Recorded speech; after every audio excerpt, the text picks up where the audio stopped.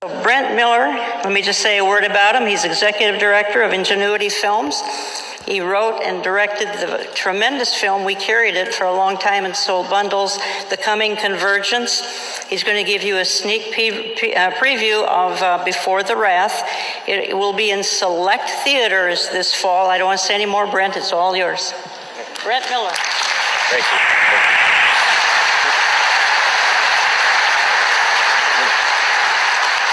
Good morning, everyone. As Jan, thank you so much for that introduction. I am the executive director of Ingenuity Films and also the director and writer of The Coming Convergence, which was seen by quite a lot of people worldwide. And it's been an incredible blessing for bringing legitimacy of Bible prophecy to new audiences that never before considered it to be valid in any way. So it's still showing worldwide, and the Spirit's definitely using it to just change lives every day. It's an incredible blessing. And I'm truly blessed to have been invited here by Jan to just speak to you for a few minutes. First of all, Ingenuity Films is an apologetics-based Christian production company based in California. And a Christian production company in California is not an oxymoron. So a lot of amazing Christians in the film industry out there.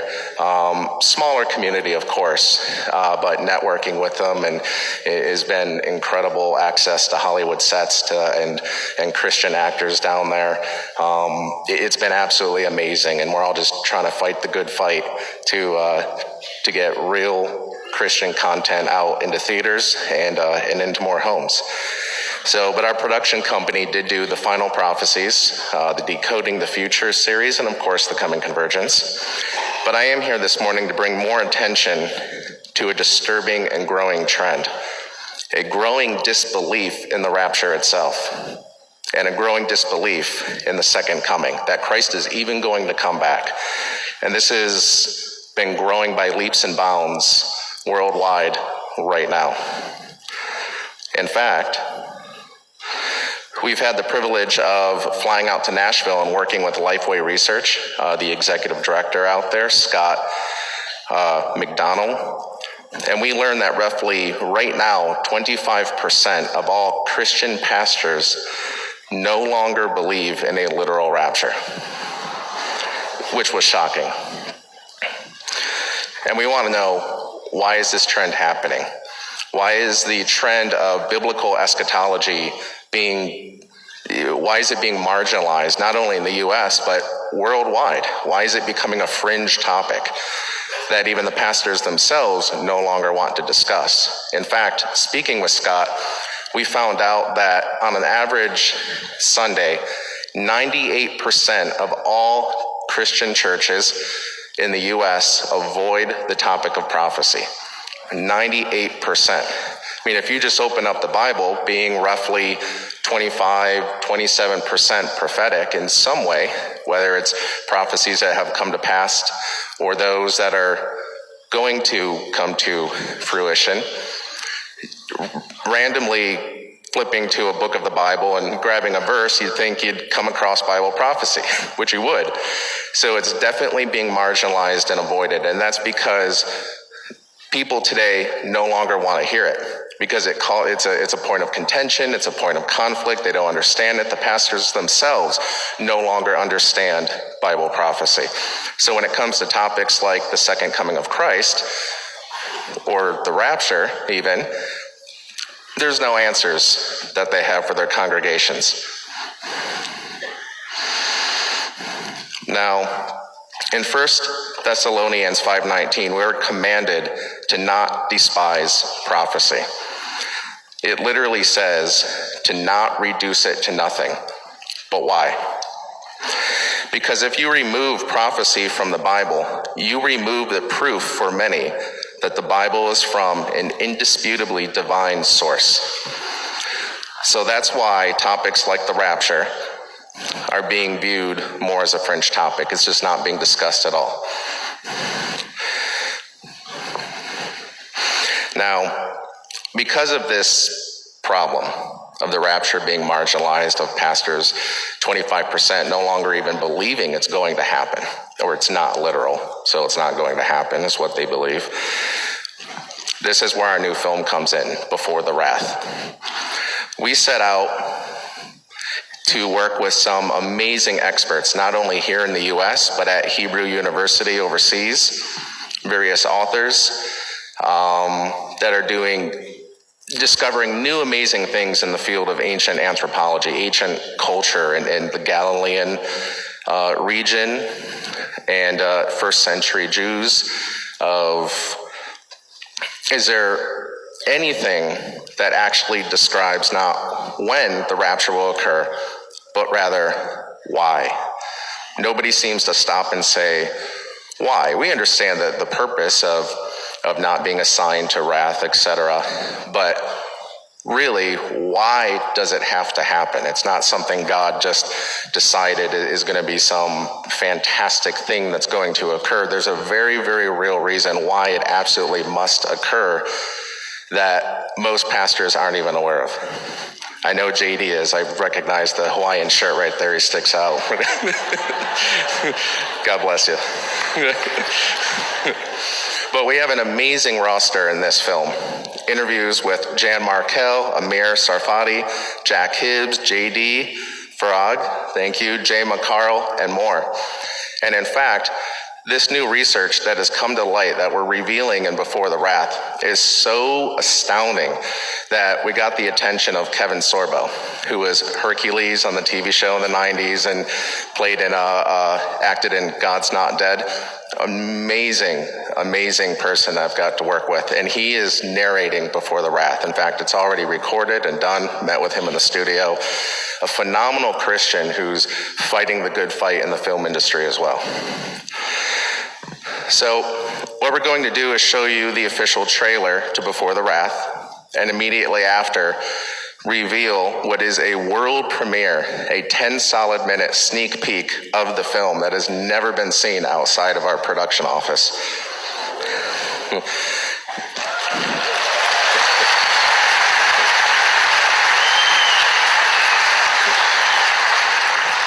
Now, please keep in mind that this is a rough cut. So, color grading, you'll notice various scenes, colors are off. It needs color grading, audio balancing, mastering, sound effects. You get the idea. But I think that you'll be pleasantly surprised in the direction this film has been going. And it's going to be an incredible blessing for so many when it's released. So without further delay, let's roll that footage, and thank you. God bless you all.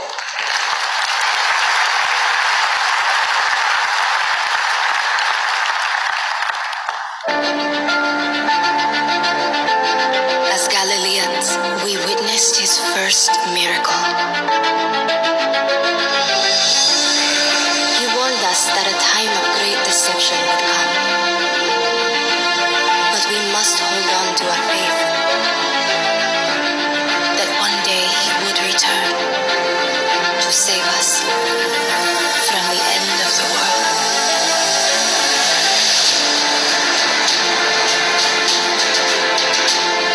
Most people don't believe that Jesus is coming back. What if there was evidence that proves that this is all real? Because there were so many people bringing up little bits and pieces of this. I'm thinking, there's got to be a pattern here.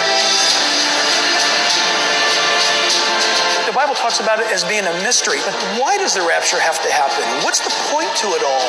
A Galilean would have understood that perfectly. They are the key to everything. I'm just so stunned. I never thought I would see this in my lifetime. This is the most profound discovery in human history.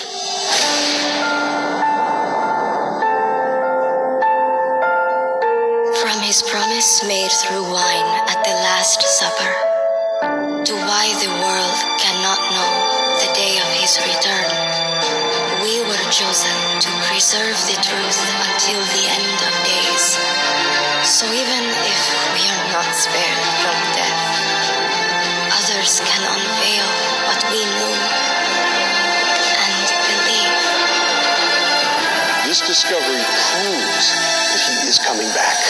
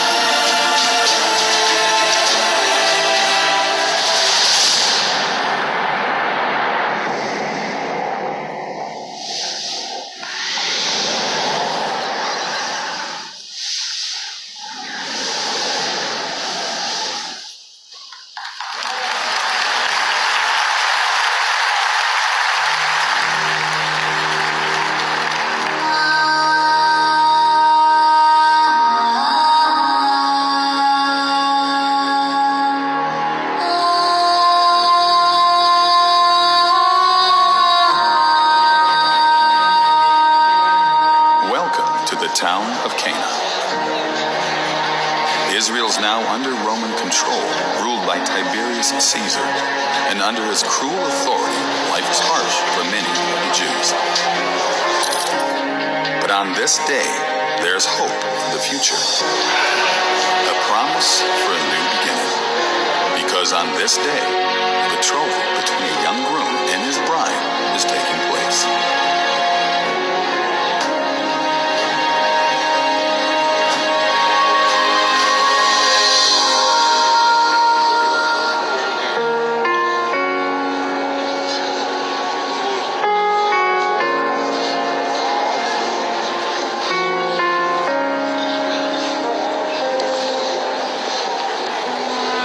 I don't think it's possible to overstate how important a wedding is in the Middle Eastern culture today, as it was in that day, the first century.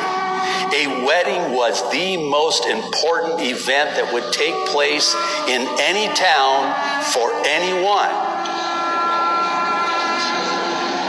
In fact, as word spread throughout the streets that a betrothal was taking place, everyone who was able would rush to the main gate to witness it. Everything took place at the gate, and this was really, really important because this is where you found the elders. The elders ratified legal agreements, and if you held the ceremonies near the gate, you would have layers of people that would gather around who are maybe not family members, maybe not friends. So you see, having wedding guests the way we have them today wasn't important to them. They wanted witnesses because you can't make a covenant without having witnesses to ratify the covenant. There is a written proposal that is presented. It is a written covenant of marriage that the bride accepts. They would be asked, do you agree on these terms? They would say, we do, which means that they can't go back on it. They can't say, I didn't know that was in there, or those terms were disagreeable to me. After the agreement outlining the union between the two families was publicly read, gifts were then exchanged, with the most extravagant going to the bride. In fact, contrary to popular belief, a dowry, or the price that was paid to the bride's father in Galilee, was not a purchase of the bride as property as it was with the surrounding cultures in the Middle East, but rather an insurance policy that would help take care of her if anything were to happen to her beloved. But what comes next will set in motion a sequence of events that will shape the future for generations to come. Then it focuses down onto the moment where everyone holds their breath. What happens is the bridegroom is then handed a pitcher of wine. The groom then pours wine into a ceremonial cup that will be offered to his desired bride-to-be. And it was called the cup of joy. With both hands reverently and respectfully and fearfully, he would pass it to his bride. When the groom presents the cup, she now has the choice as to whether or not she will accept or reject this proposal for marriage.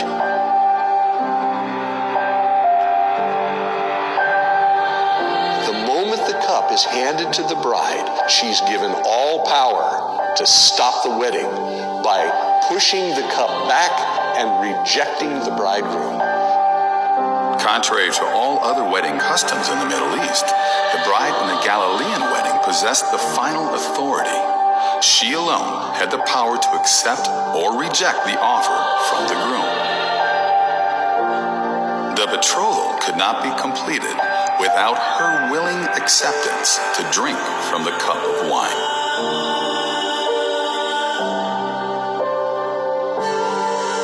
But on this day, during this betrothal, the bride accepts.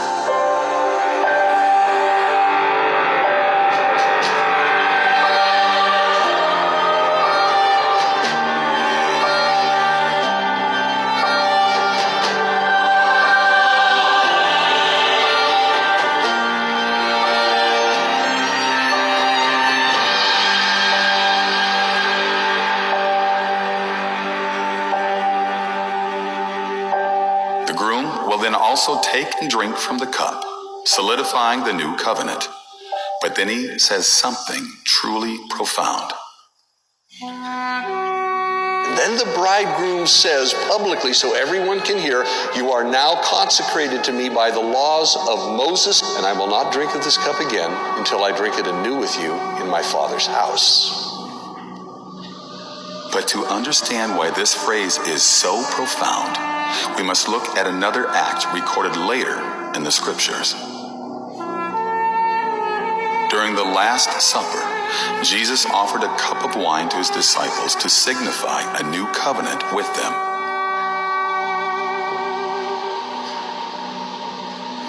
And after his disciples drank from the cup, Jesus then said something similar to what a Galilean would have heard from their own weddings. He said, "But I say to you, I will not drink of this fruit of the vine from now on until that day when I drink it new with you in my Father's kingdom." This is exactly why when he gave them the cup, he actually says, "This is the new covenant in my blood. I'm about to pour my blood." It's a promise. We're going to be together again, and we're going to mark it by drinking the wine.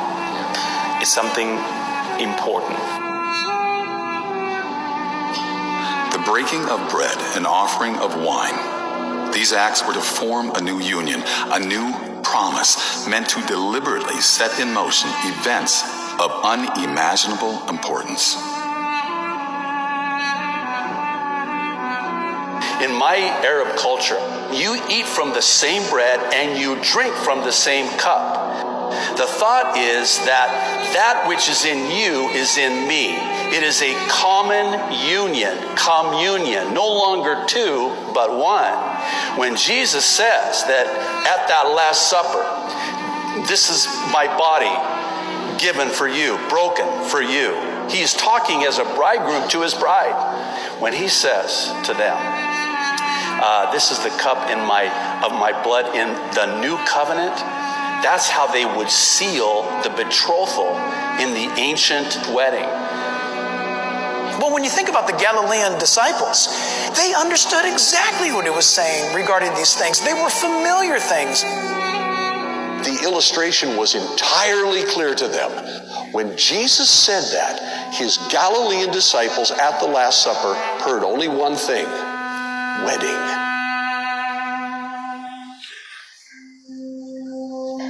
In fact, this might explain why later in the gospel records, the disciples asked Jesus only when the events of the last days would take place, and not why.